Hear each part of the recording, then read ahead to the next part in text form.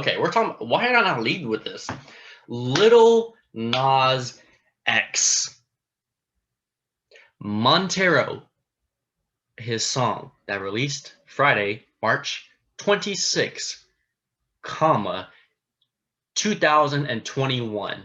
Um, First off, amazing song. I love Lil Nas X. Day one fan. I bumped Holiday maybe 1,000 times in a week span, and I'm being extremely factual about that statement. I love the song, and I watched the music video. I actually okay. I actually watched the music video when it premiered. That was one of the few times I've actually watched it, and apparently, this is probably one of the most impactful music videos I've ever, or the media or the culture has ever talked about. I didn't really think anything much of it. I think I watched it and I was like, "Oh, cool," and I moved on with my life. like, I I love how much culture and just people are so bored of life that they criticize a 20-year-old's music video. It's extremely entertaining, and I love it because I'm like, wow, that gets y'all that distracted. I love it. I love it, man. What do you call it? People who are easily distracted, I love it because go over there, go over there. But what's it called? What's it called? So I watched it. I've been kind of listening to this song subconsciously for the past 2 months because Lil Nas X has been advertising this song on TikTok for I don't even know how long. He's always had this as a sound. He's been advertising it. I've heard the hook so many times, so I've kind of heard of it. And I like that. I like the hook. Call me by your one. Call me when you need. Love it. Cool. Montero. Call me by your name. Cool. I went to sleep right after that. I mean, cool. Yeah, the music video was very kind of wild, but hey, that's a musician for you. So I watched the music video and everything, went to sleep. Cool. Woke up the next morning. People are hot about this music video. And then Lil Nas X is quote tweeting these takes and oh, Rapture's coming and oh, he's a Satanist and blah blah blah blah blah blah blah. And then and then it turned into a religion thing. I'm like, oh no, oh, oh. I was like, that's why he kind of made that music video the way it is. But then after I heard his reasoning, I was like, okay, move on with my life, I guess. And and people are still talking about it. It's Tuesday, and people are still talking about the music video. If you haven't watched the music video, I mean, it's very Satan related, and I know it gets very touchy, but you gotta let musicians do what they want. You can't limit musicians. I don't care if he's doing the wildest thing. You don't limit musicians. You don't limit their creativity. That's lesson one on how to critique musicians. Okay, moving on. So if you haven't watched the music video, it's what Satanist themed and very hellish. And I think everybody in the last scene was oh, he's going to heaven. He was going to heaven, and then he found a stripper pole and went down to hell. That was the picture of it, and you know, yeah, it's just you have to watch it too. It's he's dancing with the devil. Yeah, cool. And then he kind of and then this tweet I think really got everybody kind of wild. He was like, "Oh, the Christian community has always been telling me gay people are going to hell, or I'm going to hell because I'm gay, and so I'm gonna go to hell." Okay, you gotta admit that's a gangster move. That's a gangster move. When you think you're getting critiqued and you go along with the critique itself and embrace it, that's a baller move, man. That's 4D. I love it. I love it. I love the whole his energy right now. Keep that same energy then. Yeah. You know what I mean? You know what I mean? Um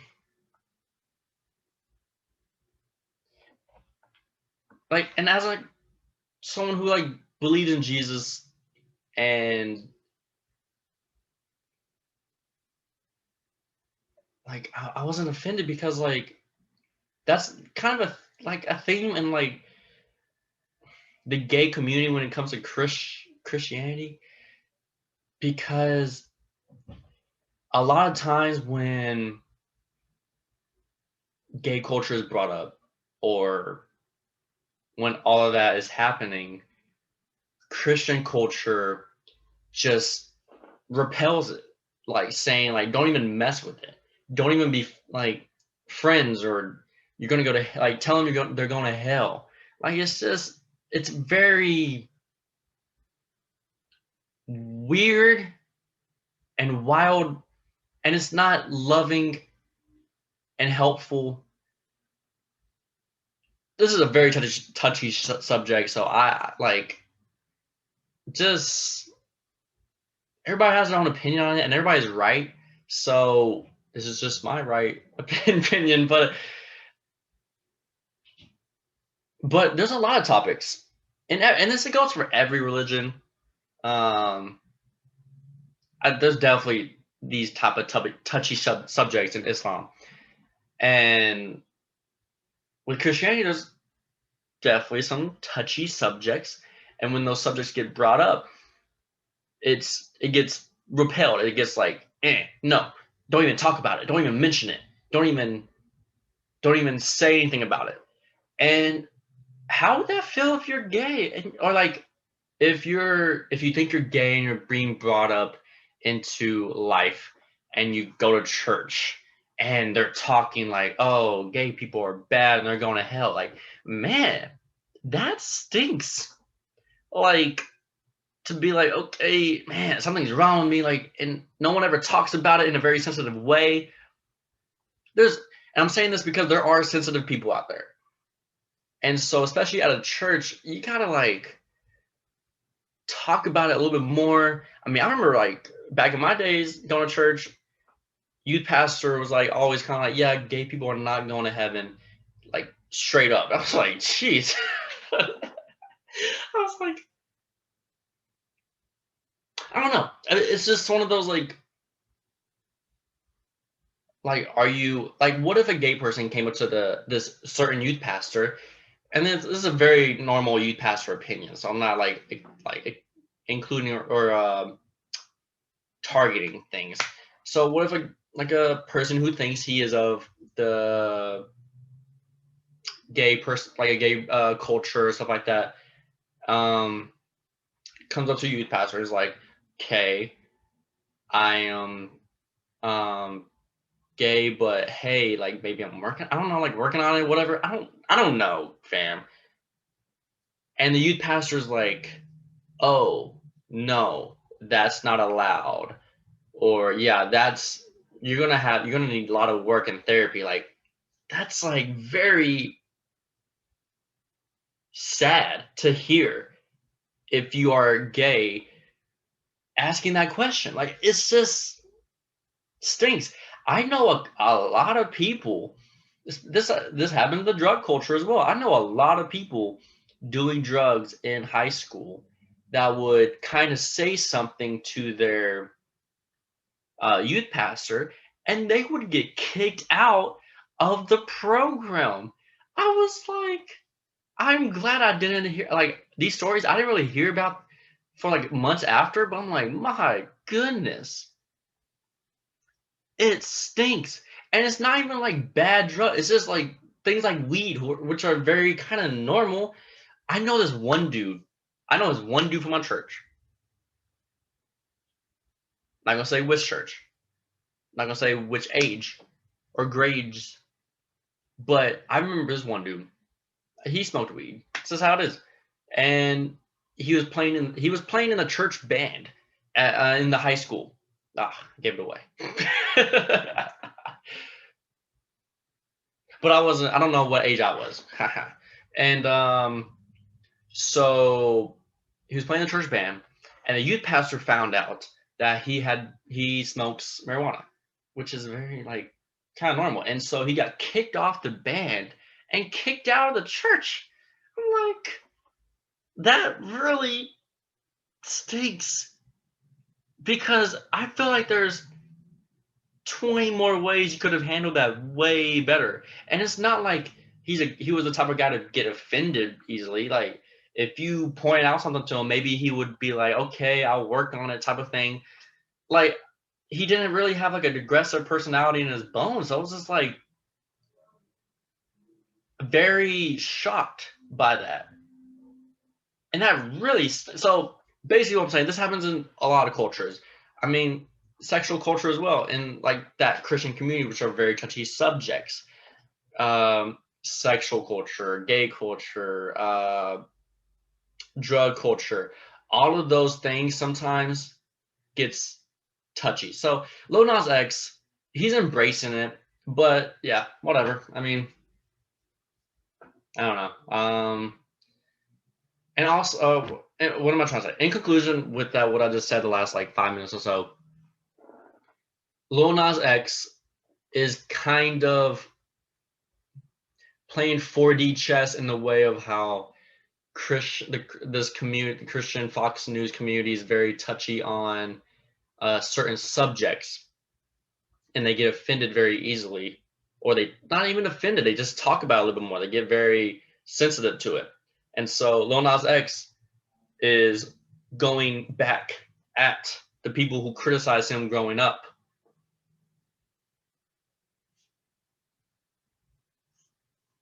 It's basically, well, that's all it is. That's all it is.